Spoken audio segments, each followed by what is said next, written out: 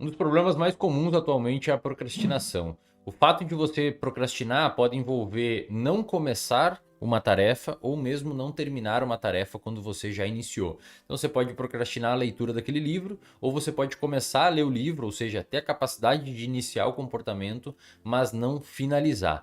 E cara, alguns procrastinadores crônicos conseguem nunca executar o comportamento ou nunca finalizar aquele comportamento. A procrastinação pode existir em níveis extremos capazes de prejudicar a vida da pessoa, os relacionamentos, o trabalho, os estudos e muitas vezes até a autoestima da pessoa e a percepção de autoeficácia.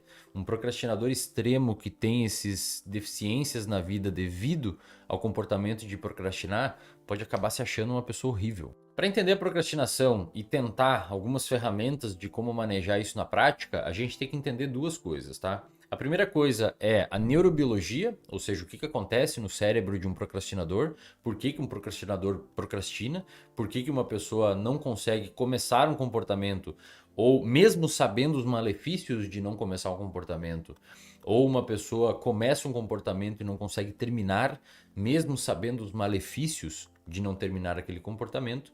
E o segundo item que a gente precisa entender é como que acontece a produção de um comportamento via pensamentos. Então é um grupo de comportamento específico que iniciam após a gente ter algum tipo de pensamento, que isso é muito estudado na psicologia cognitiva, e a partir desses dois entendimentos a gente tem aí pelo menos um início, né, para começar a entender e tentar atenuar o comportamento de procrastinar.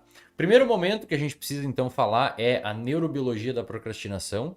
Para entender a neurobiologia da procrastinação, nós precisamos entender um neurotransmissor chamado de dopamina. Você vai falar, pô, Wesley, de novo você falando sobre dopamina, cara. Meu Deus, não tem outros neurotransmissores no cérebro? Tem, cara. A questão é que a dopamina, mesmo sendo um neurotransmissor relativamente escasso no nosso sistema nervoso central, as vias dopaminérgicas são bem reduzidas quando comparado a outras vias de neurotransmissores, como por exemplo a noradrenalina e a acetilcolina. O problema é que as vias dopaminérgicas elas geram comportamento, elas geram tanta motivação para fazer um comportamento quanto o próprio comportamento. Basta ver a via nigroestriatal, que inclusive sofre neurodegeneração na doença de Parkinson, né? Por isso que os pacientes têm os sintomas motores. Mas o que vem aqui para nós agora de importante, dentro do aspecto da dopamina, é a capacidade que a dopamina tem de fazer duas grandes coisas. Primeiro, gerar motivação frente a um determinado comportamento. E a segunda coisa é a capacidade que a dopamina nos dá de manter a execução de um comportamento quando esse comportamento começa. E motivação aqui não é aquela motivação que você escuta aí no senso comum, onde as pessoas acham que uma pessoa motivada é alegre, eufórica, feliz. Na verdade, na neurociência, motivação é um comportamento direcionado a um objetivo, tá? Isso é motivação. E o neurotransmissor que faz esse comportamento acontecer é a dopamina. Lá no nosso cérebro tem um monte de neurônio dopaminérgico que acabam se comunicando de duas grandes formas, tá? Eles podem fazer potenciais de ação, que nada mais é do que uma série de liberação elétrica lá que faz a liberação química acontecer, não vem ao caso nesse vídeo. Essas comunicações desses neurônios podem ser de forma fásica ou de forma tônica. Prestem atenção nessa parte do vídeo que é importante. A dopamina fásica é aquela que nos gera lapsos absurdos de motivação e que nos faz ter comportamentos até muitas vezes impulsivos, como por exemplo furar a dieta, consumir álcool quando não deveria, ou falar alguma coisa que não deveria, coisas nesse sentido. A dopamina tônica é importante para nós aqui, porque ela é como se fosse uma mangueira de jardim de dopamina ligada no nosso cérebro todo o tempo despejando um pouquinho de dopamina. Essa dopamina é que permite você pegar um determinado livro ou uma coisa que você quer executar um comportamento e fazer você ficar mantendo a sua atenção e a sua mínima motivação para realizar aquele comportamento direcionado ao objetivo sem que outras coisas atrapalhem você. A pessoa procrastinadora que começa uma tarefa, mas não consegue terminar, ela não tem essa dopamina tônica funcionando muito bem, ou, e a gente vai falar depois, tem uma série de outros estímulos meio que, entre muitas aspas, roubando essa dopamina tônica. Um dos quadros onde é muito comum encontrar o comportamento de procrastinar, e nesse caso procrastinar é quase um sintoma, é o TDAH.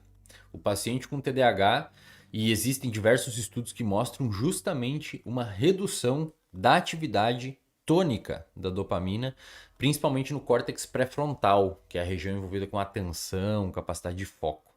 Então, o TDAH muitas vezes vira um procrastinador. Ele começa a fazer uma coisa, ele volta, ele faz, ele não consegue começar, ou ele vai até o limite do tempo para entregar uma determinada tarefa e aí ele faz, vira a noite e consegue entregar. O medicamento, inclusive, atua nessa via específica. Olha que interessante como a neurobiologia ela vai se cruzando, né? E aqui, vale ressaltar que se você quiser eventualmente saber mais sobre o TDAH especificamente, tem uma aula lá no reservatório de dopamina chamada Tudo sobre TDAH, onde eu explico bem detalhadamente a neurobiologia do TDAH e os tratamentos para TDAH. A aula não é um tratamento, mas é um compilado de informações sobre como que o TDAH funciona e eventualmente pode te ajudar aí. E se você eventualmente quiser se inscrever lá no reservatório de dopamina, o link está aqui na descrição do vídeo e no primeiro comentário também está fixado e você será muito bem-vindo para aprender mais sobre comportamento. Então, cara, entendendo como que funciona a neurobiologia da procrastinação e analisando como ela está envolvida com esses sistemas de neurotransmissão que envolvem a motivação, e não, pessoal, dopamina não dá prazer, tá? A dopamina dá motivação. Diversos estudos já mostram que você consegue obter prazer mesmo sem o sistema dopaminérgico estando envolvido no comportamento. Você tem comportamento hedônico mesmo sem dopamina, agora você não vai ter comportamento motivacional sem dopamina. Então a parada que você tem que entender é o seguinte, cara. Você tem poucas vias dopaminérgicas no seu cérebro que guiam o seu comportamento. E essas vias elas precisam gerar uma motivação para você executar alguma tarefa que vai te trazer uma determinada recompensa. É óbvio que no mundo de hoje nós temos diversas tarefas bem mais interessantes do que o que a gente deve fazer. Tem coisas muito mais legais para ver na internet do que você ter que ficar fazendo um trabalho de escola, fazer aquele relatório do trabalho ou aquela matéria da faculdade lá. De fato, ela gera pouco interesse em você. E a parada é que o procrastinador, ele vai ter uma capacidade muito fácil de guiar o comportamento dele para executar uma tarefa que não está envolvida com aquilo que ele deve fazer, mas não quer. Então, uma das primeiras coisas que você tem que fazer para tentar evitar isso é ver valor, tentar pelo menos ver valor naquele comportamento que você precisa fazer, mas está procrastinando, entender que você está procrastinando, entender que você está se desviando daquele comportamento, entender que você não começou porque você talvez não esteja motivado e outras coisas são mais interessantes.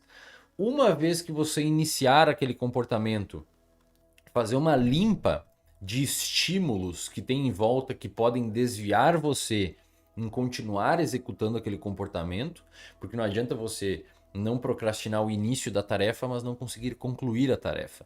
E uma das formas geniais que você pode tentar organizar na sua vida para evitar distrações durante a sua execução da tarefa é retirar os distratores de volta. Então, se você está estudando, cara, se você está lendo algum livro e está com medo de não conseguir sustentar o seu comportamento motivacional ali, é importante que você tire seu celular de perto, coloque de preferência em outro cômodo. É importante que você desligue as notificações, coloque algum barulho, alguma coisa diferente para tentar evitar pessoas conversando em volta. Não sei, mas modula o seu microambiente de forma... Aliás, a gente também tem uma aula lá no RD sobre isso. Modula o seu microambiente de forma a tentar isolar os confundidores e os distratores. Vai falar assim, mas mesmo assim, cara, vai ser muito difícil, porque eu acabo olhando outra coisa quando eu tô olhando para a parede. Beleza.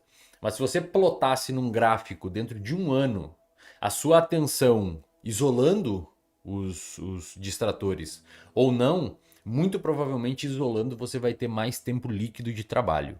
A gente só não sabe disso porque a gente não faz essas análises e porque a gente não vive o outro lado da moeda, né? E cara, uma parada que você aprende demais quando você estuda psicologia comportamental é você tentar controlar aquilo que te controla. Então, se você sabe que tem um distrator no seu lado enquanto você está estudando, tira ele do seu lado e nem dá chance pro azar. Esse é um dos jeitos de você evitar a procrastinação, de não terminar uma tarefa uma vez que começou. Agora, aquele procrastinador que nem começa a tarefa, ou você faz uma coisa no sentido de ter uma agenda e ser militar em respeitar aquilo que você falou ali, a gente tem acho que outros vídeos falando sobre isso aqui, e também tem aula sobre agenda lá no RD, ou você de fato entende, cara, eu acho que é isso que falta muitas vezes, entender que você tá. Eu procrastino, cara. E eu fico pensando assim, falei, cara, eu tô procrastinando. Olha só, eu tô procrastinando, eu não quero começar essa tarefa e tô fazendo outras coisas e aquela tarefa tá pendente. Aí eu viro pro lado da tarefa, metaforicamente falando, e caminho em direção a ela. E muitas vezes depois que você começa, a coisa acaba andando. Eu tenho certeza que isso já aconteceu diversas vezes com você. Então, essas estratégias comportamentais são extremamente interessantes de você aplicar dentro desse contexto. Agora, claro, se você tiver uma procrastinação absurda que está te prejudicando de forma extremamente disfuncional em sua vida, talvez seja interessante você procurar uma ajuda profissional. Uma segunda parada para lidar com a procrastinação é o comportamento de perfeccionismo. Eu sei que vai parecer estranho porque o procrastinador e o perfeccionista parecem não coexistir. Mas na realidade, inclusive a literatura científica aponta isso, muitos procrastinadores são assim por conta do perfeccionismo. Então, a pessoa tem fluxos de pensamentos que a gente chama dentro da psicologia cognitiva de pensamentos automáticos, que faz com que essa pessoa não execute o comportamento por ela chegar na conclusão que não está tudo perfeito para executar aquele comportamento. Então você pensa assim, vou começar a ler o livro. Ah não, mas no final de semana eu vou viajar, nem vou conseguir continuar, então não vou começar. Eu tenho certeza que você faz isso, cara. Ah, eu vou começar a fazer esse trabalho aqui. Nossa, mas daqui 1h30 eu tenho que ir lá buscar meu irmão. Então acho que nem vou começar porque não tá o momento perfeito de começar. Eu não posso começar agora porque eu vou terminar depois, eu não vou conseguir terminar. Você cria uma série de narrativas cognitivas.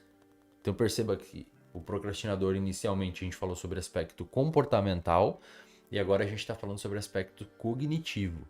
Você cria uma série de narrativas cognitivas que impedem você de executar aquele comportamento e você acaba, obviamente, caindo na procrastinação. Eu sei que parece estranho, né? Mas o perfeccionismo pode transformar você num excelente procrastinador. E assim, pessoal, é um problema complexo. Eu acho que usando essas duas coisas que a gente conversou aqui, tanto você modulando o seu microambiente para tentar evitar distratores, quanto você olhando para dentro dos seus pensamentos e dos seus vieses cognitivos, já pode ser um excelente começo para você tentar aí mitigar ou atenuar a sua procrastinação. E cara, sendo honesto, se você quer entender a fundo o comportamento de procrastinar e ter mais ferramentas para diminuir a procrastinação, eu sugiro que você assista a aula 044 lá do reservatório de dopamina, que é uma aula onde eu falo só sobre procrastinação. Acho que uns 50 minutos de aula onde eu explico toda a neurobiologia da procrastinação e ofereço diversas ferramentas para atenuar esse comportamento de procrastinar.